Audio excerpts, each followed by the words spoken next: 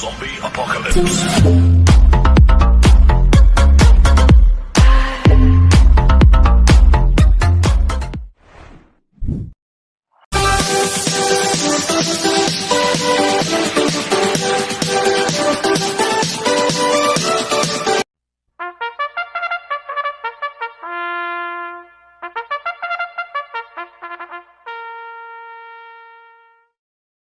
Magandang araw po mga bayang karerista.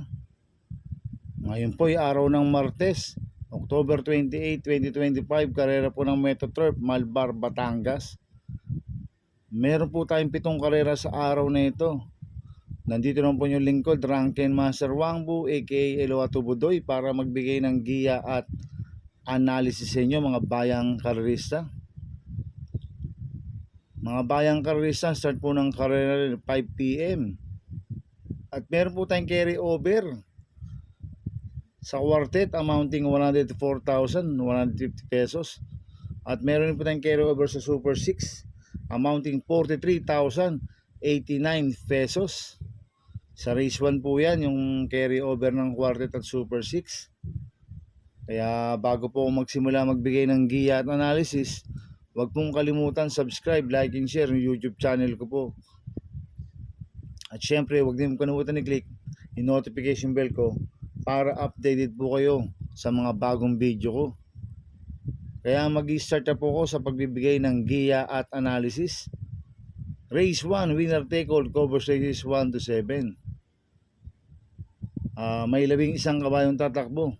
Rating base system class 5, 17 to 41 split. Distance 1,400 meters.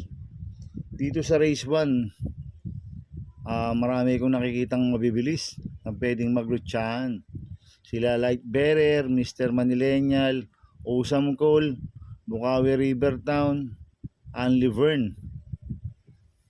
Itong si Light Bearer pwede namang iuna at pwedeng isinuduto Kaya ako, ang first choice ko po dito, numero 1, Light Bearer. Nagagabayan po ni Ace Aguila. Ito, bagong baba po ng rating base system to, si Light Bearer. Galing po sa 42 to 56 split po yan. At maganda po ang post position, nasa balya. Pwedeng siya po magdala ng unahan dito, si Light Bearer. Last run po niya noong October 11, pang 8 ko la upscale bell. Nagtala ng 1.27.4 sa 1,400 meters. Kaya sa akin, malaki po panalo sa akin ito. Kaya siya po first choice ko. Second choice ko po, numero 10, Babe in a Blot. Nagagabayan po ni Mart Alvarez. Itong si Babe in a Blot, pag nagkaroon ng lutsahan sa harapan, ito po yung pwedeng rumimate. Last run po nito noong October 11, segundo siya kay Anli Vern.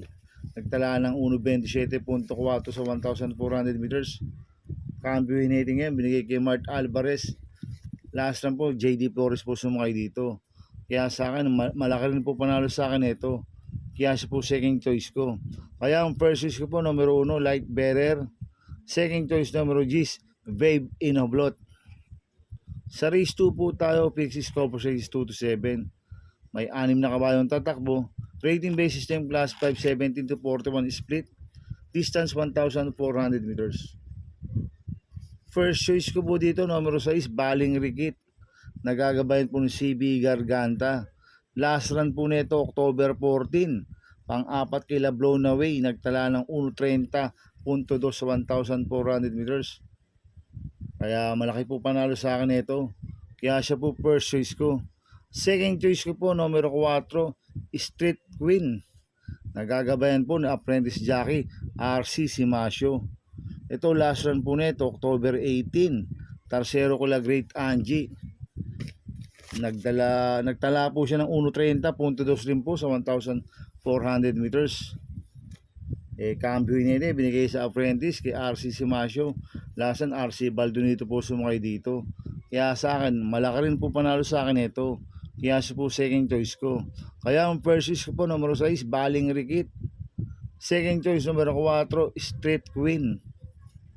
Sa race 3 po tayo, Big 5 cover race 3 to 7.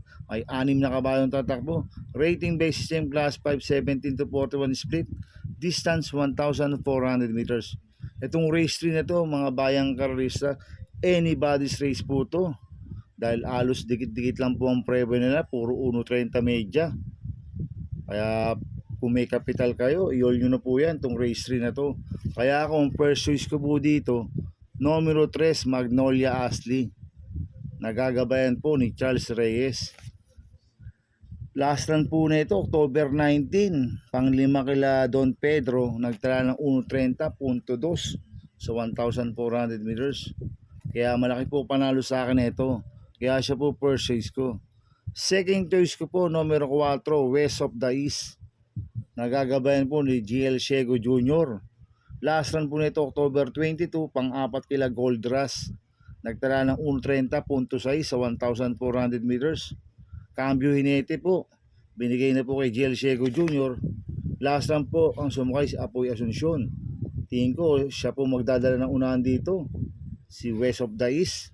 Pag na-rate po ng Hinete to na si GL Shego Jr., pwedeng makatapos po ng karera to.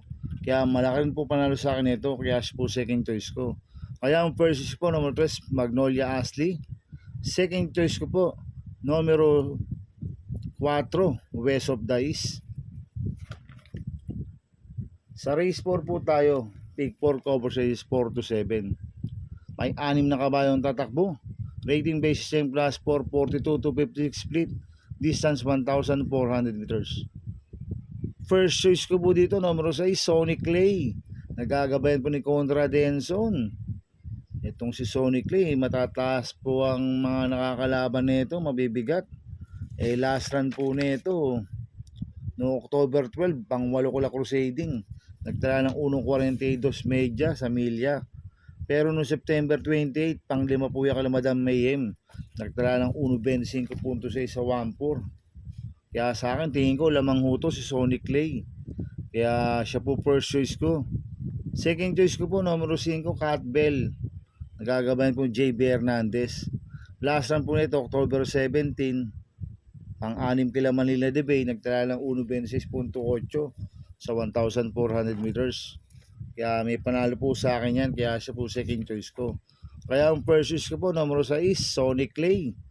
Second choice, numero 5, Cat Bell. Sa race 5 po tayo, may 8 kabayong tatakbo. Rating based game class 4, 42 to 56 split. Distance 1,400 meters.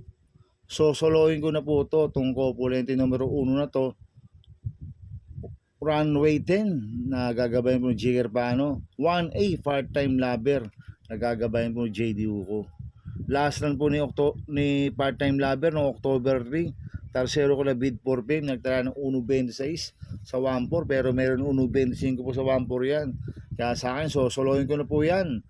Yung Copulente numero 1 na to, Runway 10, 1A, part-time lover. Sa race 6 po tayo sa penultimate race. May 10 kabayong tatakbo.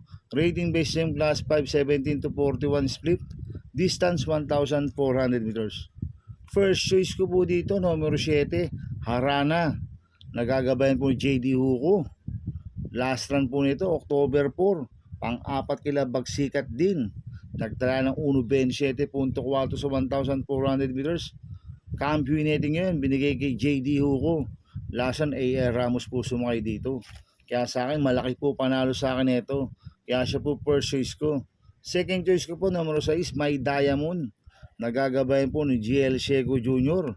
Last run po nito no October 14, pang-5 kila Carried Away.